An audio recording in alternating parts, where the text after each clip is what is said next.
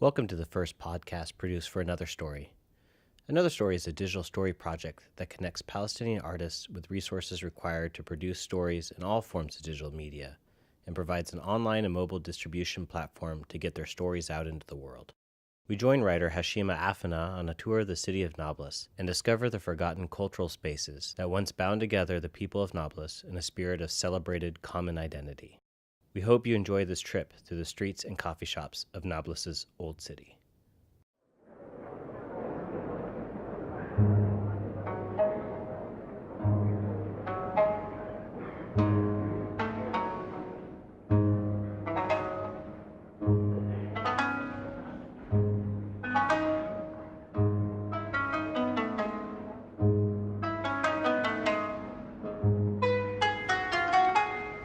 إذا أنا بمشي في مدينة نابلس زقاقها. If I walk through the city of Nablus, its alleys, neighborhoods, walls, buildings, windows, all of this speaks and needs a person who can feel and listen in what this culture and architecture want to say.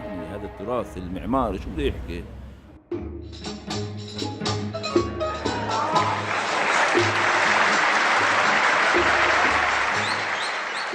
That was Tahir Bakir, a Nablusi and Hakawati. He is one of the many storytellers to be found in the Palestinian city of Nablus. Like many ancient cities around the world, Nablus has a history inscribed in its neighborhoods and stories that linger around its streets. Recent history has rendered this fact a secret, even to the people who live in Nablus. Nablus is located 30 miles north of Jerusalem and began as a Roman fortress built 2,000 years ago in the valley between two great mountains. It is a vibrant city that bustles with cars and people.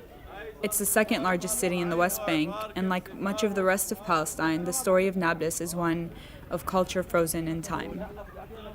Nablus and her people exist between the romance of past glory and the day-to-day realities of a city under military occupation. The story goes far beyond its once economic and cultural power. Its politics, the olive oil soap factories, the old Ottoman palaces, the Turkish baths, and the famous Palestinian cheesy dessert, which Nablus is famous for, knafa. In Nablus, we discover endless storytellers eager to share with us their Nablus stories. Through them, we discover the lost history of the coffee shop and its significance to Nablusi society. Our guide today through the streets, alleys, and coffee shops of the old city is Mustafa Azizi. Okay, I'm Mustafa Azizi. I'm a filmmaker, also owning a coffee shop inside the old city. My basic background is a journalist. I'm interested in tourism and history of the old city. So since many years I do something called a politic tour for the international people who come to Nablus. He is Ibn Balado, as we say in Arabic, or his city's son. With a firm handshake, he's eager to take us around and show us Nablus. Mustafa was the first person that introduced us to the story of the coffee shops in the old city during our first wide-eyed trip there. Standing in front of one of the city's oldest coffee shops, he turned to us and said, Kulthoom sang here, can you believe it? It would have been hard to believe it had we not have stood in the courtyard of this 140-year-old coffee shop. Looking out into the courtyard, it was as if Kulthoom, the famous Egyptian singer and actress from the 40s, still stood there in the space behind the fountain with a few musicians around her, and people sitting on the old wooden chairs and stools under yellow lights, strung between fig and palm trees, swaying to her songs, their eyes gleaming, and somehow knowing that life will never get better than this. Lights, like the way you said? No? Like the night lights? That's my friend Halima. Because I'd imagine just beauty, just like beauty filled everywhere, and like this whole place would be clean, and like everyone's just having a good time, whether there is someone singing or not singing, and the whole area would just be filled with people talking. We imagined the fountain working, the entire scene from 90 years ago. But now, the reality is, the fountain stopped working. The singing stopped. It's been replaced by a feeling of longing and reminiscence. And though our storytellers seem to share this feeling, each have their own way of expressing the coffee shops as a center of culture and community. And one thing's for sure, they still see the potential in their old city. They still hear the singing, so to speak.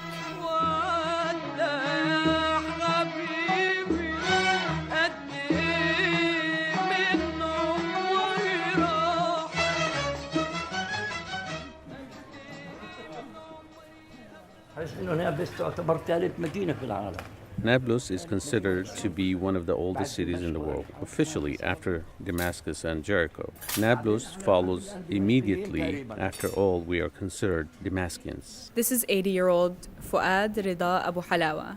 He goes by Abu Emad. He is considered Nablus's great living historian. You can find Abu Emad in his restaurant located across from Al-Nasr Mosque in the heart of the old city. The first thing you learn about Abu Emad, he's not fond of the chemicals that go into what we eat and drink. There is water as you like. It's Al-Qaryun water. What's wrong? If only she knows what Al-Qaryun is. Al-Qaryun, do you know what it means? Pure, fresh water.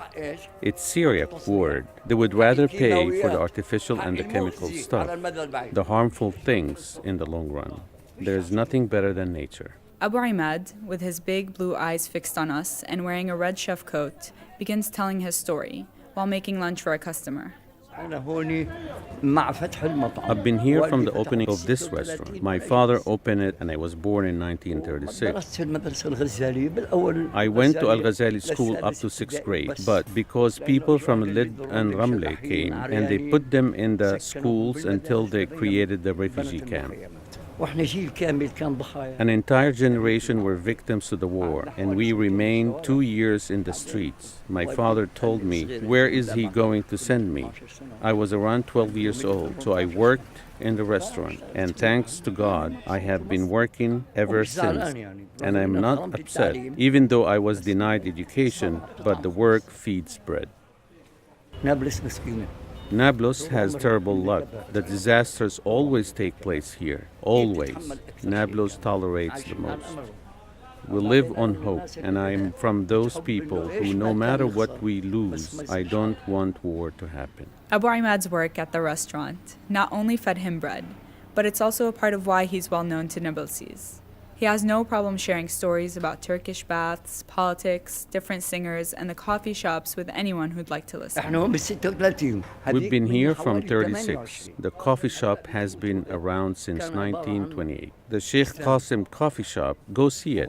It used to be a garden, and here, right here, were 8 trees. People would come and sleep in the hotel and tie their cattle to the trees. There weren't any cars. Cars never came here. In 1954, they started entering. Now you pass by the coffee shop and see it with tears rolling down, the mother of all coffee shops. I asked Abu Emad why he thought the coffee shop's atmosphere as cultural centers have changed, and he couldn't bring himself to tell us. He insisted that we had to see for ourselves. Right now, you will enter the coffee shop and sit there, and without asking, you will get your answer.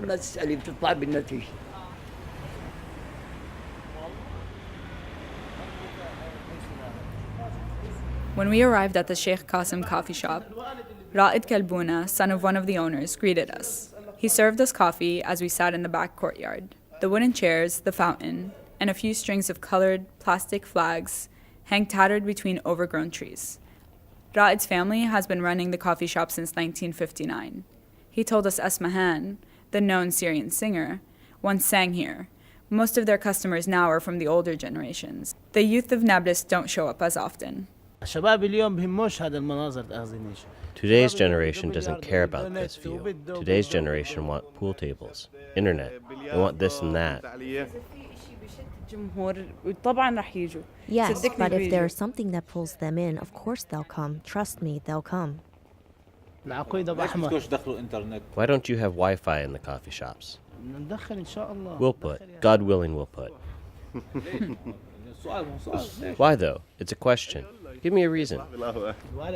My father's mind is like, but don't record this. It was clear we had touched a generational nerve. After all, the coffee shops are known to be a place for elderly men to gather and drink a cup of tea or coffee, or even smoke shisha. Ra'id called on Qasim al-Ramahi, or Abu Ahmad, one of the oldest customers of the Sheikh Qasim Coffee Shop, to tell us more. Abu Ahmad was born in Nablus and is a retail shop owner in the city. I used to come. My father would be here in the coffee shop. My father would come to play cards. The coffee shop changed after the first Intifada. People stopped coming like before, except the elderly. 20 come in the morning and the same 20 come at night. No one replaces those who die. Yasser Arafat came, storytellers came. They used to come and tell us stories. I used to be young though. I would listen, but I didn't catch what they were saying. But the coffee shop would be packed. The storyteller would stand in the middle and everyone would sit around him. Since you mentioned the Hakawati, why did his appearance cease? Well, the first and second intifada and the big problems. The economy in the city was the strongest, and the old city was the strongest city. Now it's the weakest area. Why? The closure of the city, people couldn't reach it. He started pointing to the next room, to an old little coffee table. Once Yasser Arafat came and sat on that table in the corner. He was hiding in the Yasmina neighborhood and came and held a meeting here. I couldn't help but notice the same tone of longing coming from Abu Ahmad as I heard from Abu Emad. This hangout is for spiritual happiness. The morning hangout was from the most beautiful things, more so than today. We used to wake up and go pray and eat zalabi and tamariye and came here. The world was more beautiful. For a brief moment, a grin painted on his face, as if he was imagining the beautiful world he was talking about.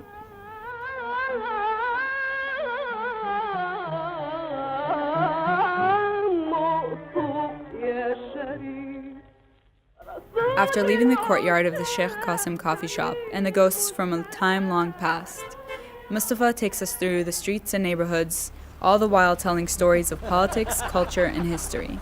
How something was built, how something else was destroyed, what was owned by whom. Soon we arrive at a storefront with its wooden doors open and its few customers sipping coffee and watching the passers-by making their way through the old city. We are now in my place, inside. It's called Tarabish. Tarabish is a coffee shop. We make it from a home, abandoned home, 700 years home. So we take this idea since 2 years with some friends here, and we created Tarabish. Tarabish is a coffee shop that merges the old and the new. From the outside, you think it's another one of those small old men's coffee shops with a little kitchen and a few plastic chairs and wooden stools. But when you enter, you find 2 large seating areas, an old stone oven, a sink, tea kettles, and coffee pots. It also has Wi-Fi. Sitting with Mustafa in the back of his coffee shop, relaxed in a black t-shirt and dark jeans, he becomes a Hakawati, a storyteller of his own creation. I wonder why he'd chosen to open a coffee shop in the old city of Nablus. For me, my work is, a filmmaker is not a full-time job. This is something. So I need something a place. And I will tell you something, that most of my movie, I do it in coffee shops. The mood of my creating mood is when I'm sitting in a coffee shop. Why is that? I don't know, خلاص. Like one of the famous films, like The Camille, I told you about it's 5 languages. To translate for foreign language, and it's been in many international festivals. I made it in 3 days in coffee shop. When I sit in the shisha, I was putting my laptop and make the editing and I make the film come in. So, and before I get my work, I was freelance and without no office. So usually where I go to make my editing, I make shooting, and after that find a place to make the editing. So I go to the coffee shop. So since that, I connected with the coffee shop and sitting make all my movies made in the coffee shop. I think this is my mood to create. Opening the coffee shop not only came with economic challenges, but also came with the trial of creating a platform where guys and girls can hang out. As he talks about this, I think of Kulthoom and how a female singer once stood in these coffee shops that are deemed to be only for men. He was the first one to tell us this story, and I wondered, whoever told him about it? From my interest, I was reading a lot of stories about Nablus. I was getting interested to know the history. So part of the history was the cultural history. What was Nablus in that time? And really, the memory of the city is very rich. I started with 3 cinema in Nablus. And you can imagine, if you compare Nablus with the Cairo in that time, you can find the same number of the cinema in Cairo. In Nablus was more. So it was like an active city in cultures. And it was rich city, cinema, people who like unknown people like Fadwa Tuqan, Ibrahim Tuqan. These names was like really big names in the city. And so the cultural movement in Nablus was very, very rich during that time. And the places like the coffee shops here, the oldest coffee shops in Nablus, it was part of that also. Like some names like Kulthoom and Asmahan, Faridat Rashas was coming to Nablus to sing in Nablus. So it was interesting. So I search for this kind of information, and really they confirm me. Many people, they confirm that they hear Kulthoom singing in Nablus. So it was a big surprise for me. That was really that. So Nablus was a big city in that time. Even when you see the bus, remember the bus written Nablus, Damascus, Baghdad, Jerusalem, like it's a line, Yeah. You can imagine you can from Lebanon, like Beirut, see Damascus, Nablus, Jerusalem, Baghdad. So this is the bus, Can you imagine? So Nablus was in the line of the biggest cities in that time, and they have a rich culture life. So it was amazing.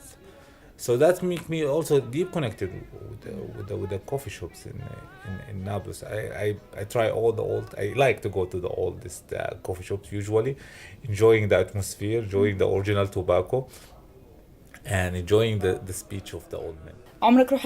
So when we're little, sometimes our families take us to different places. Like, we have different rituals we do with them. Have you ever went with your father or grandfather, maybe older siblings, to coffee shops when you were young? Have you ever gone with your grandfather to a coffee shop and maybe sat with his friends? Let me tell you something. A long time ago, before 20 years, before the Second Intifada, it was forbidden for children to go to the coffee shops. It's just for men. Cultural things. Okay. So before 20 years from now, it was forbidden to kids to go to a coffee shop. It's just for men. It's a men place. This is the culture. And we was also respect the old men. Even we was respect our teachers. Like if we see our teacher in the street, we was escaping to another road. This is our culture. This is what we raise. We respect the elders all the time. Imagine we are going to their places. Mm-hmm. It was a big deal. But we was hearing a lot of stories that from my father or grandfather or mother is like in that time, like what we see in some TV show, like the coffee shop, the people who come and sit, and the storyteller. It's like the TV in that time.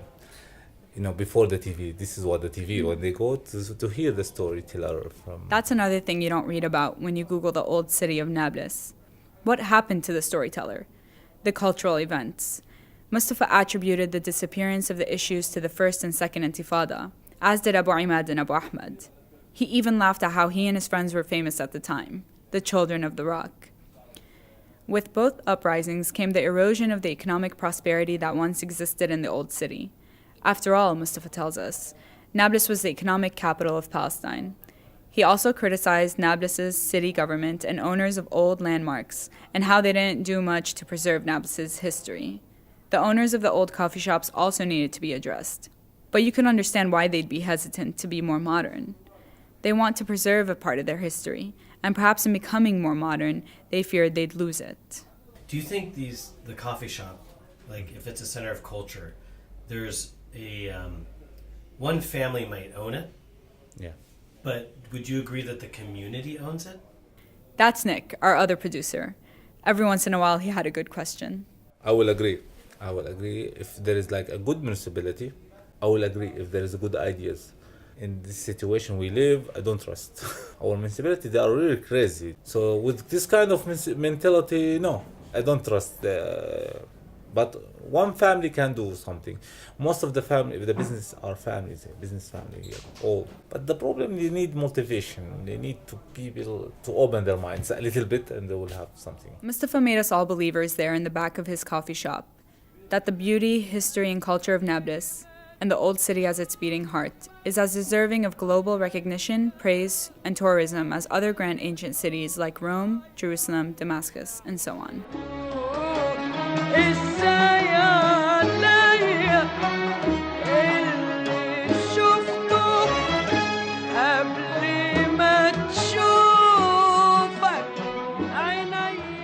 After our coffee break in Tarabish, Mustafa takes us to meet Tahir, one of the last true Hakawati in Nablus.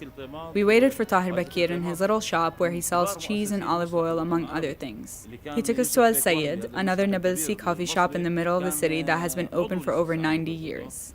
Halima wondered why he became a Hakawati rather than a history professor.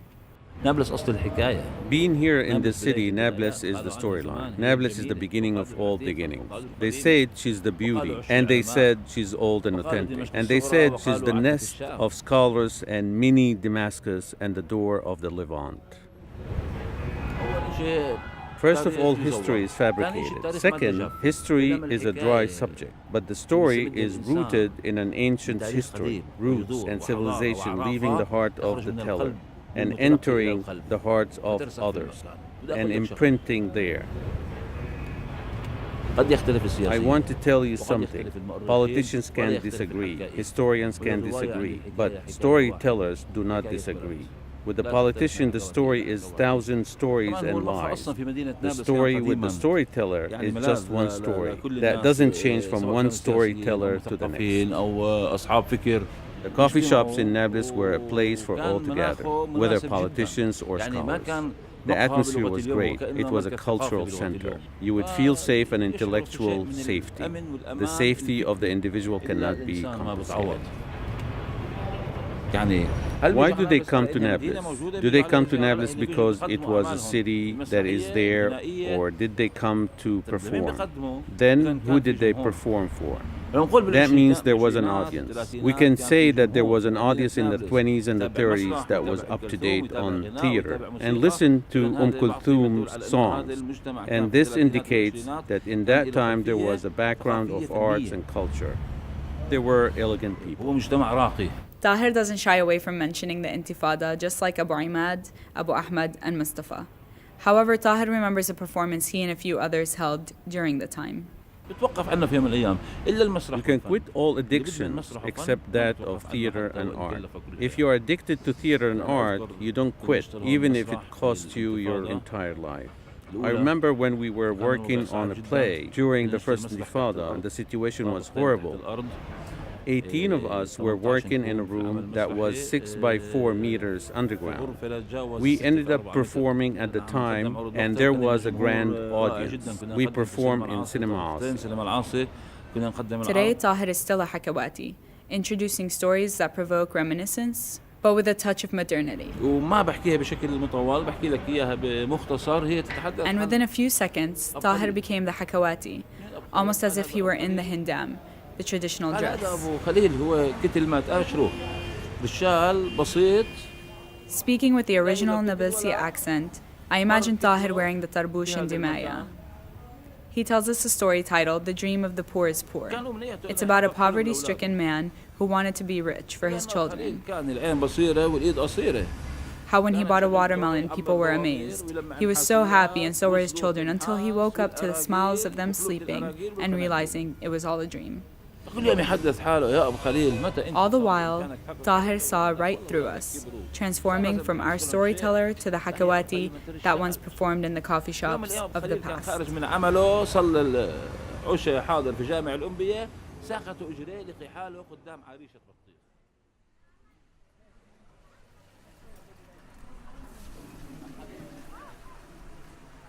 We leave Mustafa and Tahir in the calmness of the old city.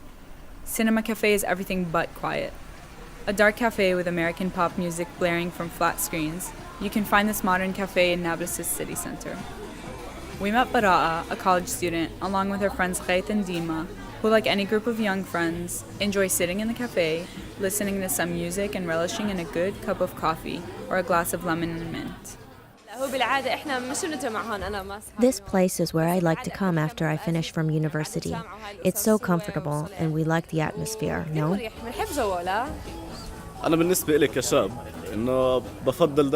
For me, I like to sit in the new and modern places because, as a member of the young generation, that's always changing. We like to listen to certain types of music and like certain atmosphere. But at the same time, the old coffee shops. I don't know if you've heard about Al-Hamuz, but it's one of the oldest in Nablus. Kulthoom once sang there.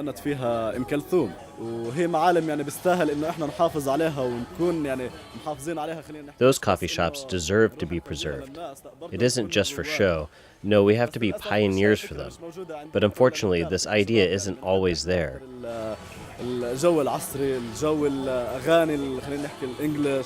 The youth like more modern music, certain items on the menu.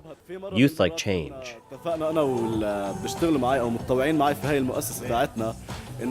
This one time I met with other activists I work with. We decided to form one of our discussions in Al-Hamuz coffee shop. Zamam, a youth organization that brings together the younger generation to discuss and form recommendations on issues dealing with the social reality and politics. We care about issues that happen locally as well as internationally. We see a negative problem in our society and get together as the younger generation and start thinking of ways to solve it.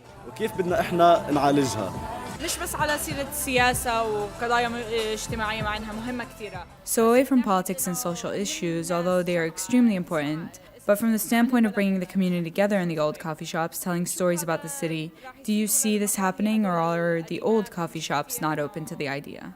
مش كتير مفتوحين للفكرة يعني إنه لا ما منا إنه روحوا تسلوا محل تاني. أنا بحس إنه بالعكس هم أكيد I feel it is the opposite. Of course they'll be open to the idea, but it needs to start by the youth because I feel that the youth can do much more than the older generation now. It needs to start. It doesn't hurt anyone. It isn't tarmim, but it is reviving the place.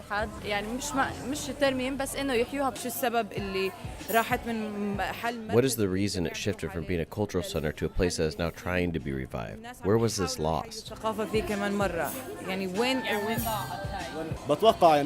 Why? The Intifada days. The people did not feel safe. The Intifada. Nablus suffered a lot because of it and the closures, and also the chaos and how the soldiers would enter at any time. Then again, society is also conservative.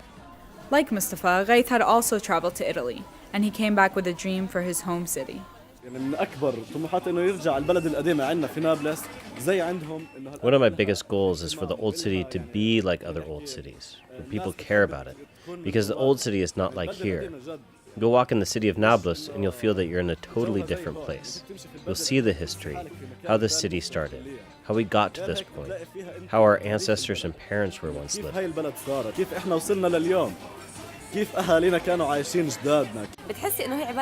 You'll feel it has a legacy, the city of Nablus, that is. However, I am sorry that the Ministry of Culture does not pay attention to it. I'll simply describe the old city as heaven. You can find anything there, anything you want. You really can find anything. What we found were the stories of the old coffee shops and how they once stood as cultural centers, bringing scholars, politicians, singers, and locals together, as opposed to their standing nowadays. I sit in a modern coffee shop across the world today and think of how although we left Nablus's coffee shops, the stories will always be carried with us. I think of Mustafa sitting outside his coffee shop, ready to embrace his new guests, who he never treats as guests but as family, with stories of the old city. I listen to Kulthoom and think of her standing in the Sheikh Qasim Coffee Shop all those years ago, singing and people swaying to her music, their eyes gleaming and thinking it'll never get better than this.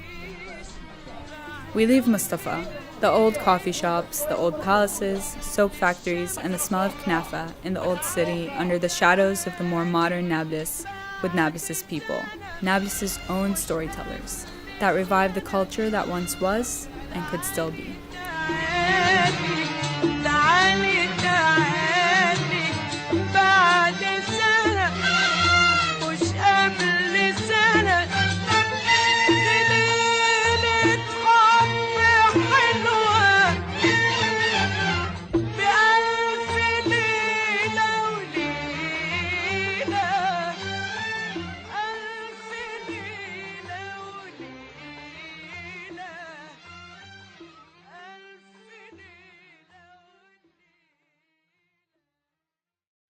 And as a bonus, we leave you with the dream of the poor is poor, told to us by the Hakawati Tahir Bakir.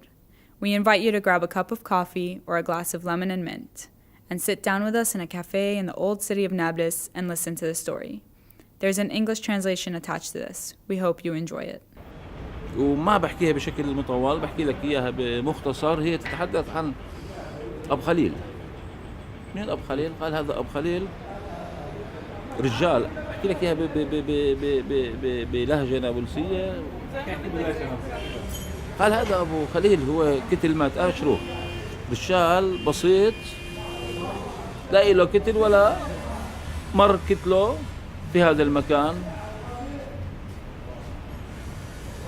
كان أمنيته أنه يحقق حلم لأولاده، إلا أن أبو خليل كان العين بصيرة والإيد قصيرة.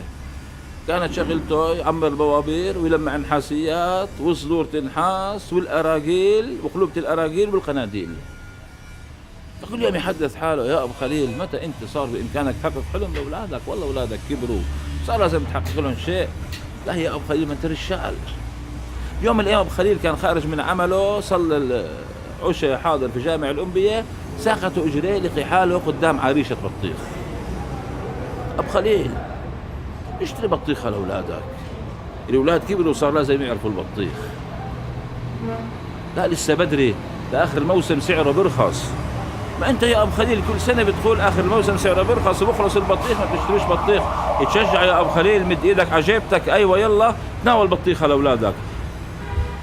أبو خليل إنسان شهم وكريم، مشي باتجاه عرش البطيخ، نطفت عينه على أكبر بطيخة، مد إيده عجيبته، فلوسه ما ساعدته، نقل لأصغر، مد إيده عجيبته، فلوسه ما ساعدته، نقل لأصغر، فلوسه ما ساعدته. طلع لأبو خليل بطيخة صغيرة يا دوب قدر حبة بوملية. حملها أبو خليل كتل طفل صغير، يكاغيلها ويداري عليها ويدللها ويمشي من حارة لحارة ومن زقاق لزقاق. وفي الطريق لقى أبو خليل أبو أحمد وأبو رفيق. أبو أحمد بيقول لأبو رفيق: شايف أبو خليل؟ قال له: ايه. ومن هذا أبو خليل اللي بدي أشوفه؟ قال له: شايف البطيخة اللي معلقة هناك؟ قال له: شايفها. قال له: ما هو اللي حاملها أبو خليل.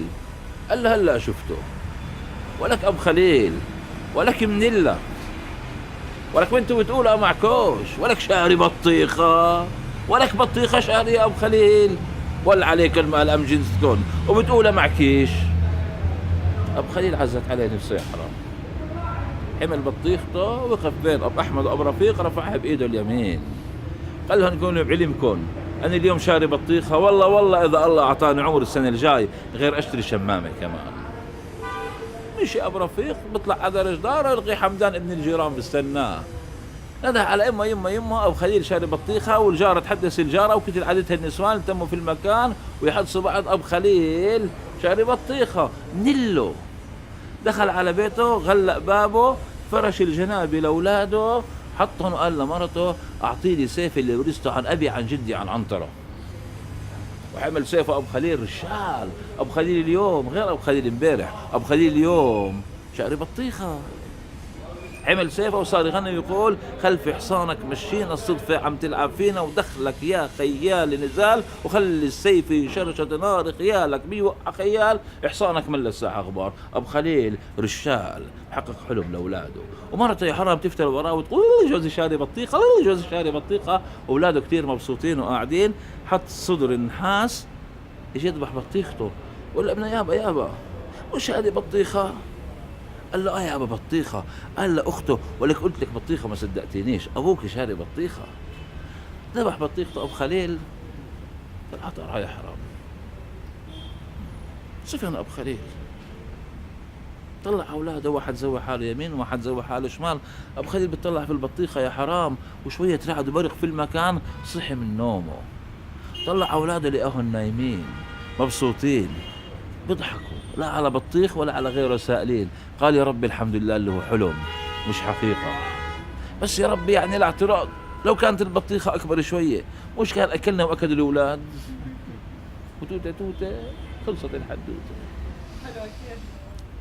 هذه حكاية من بعض الحكاية اللي أنا بكتبها، اللي بحاول إنها تلامس وضعنا الاجتماعي القديم. وضعنا الاقتصادي كان صعب، وضعنا الاقتصادي في مدينة نابلس الناس كانت عايشة وضع كاقتصاد كان صعب، بس كانوا سعيدين.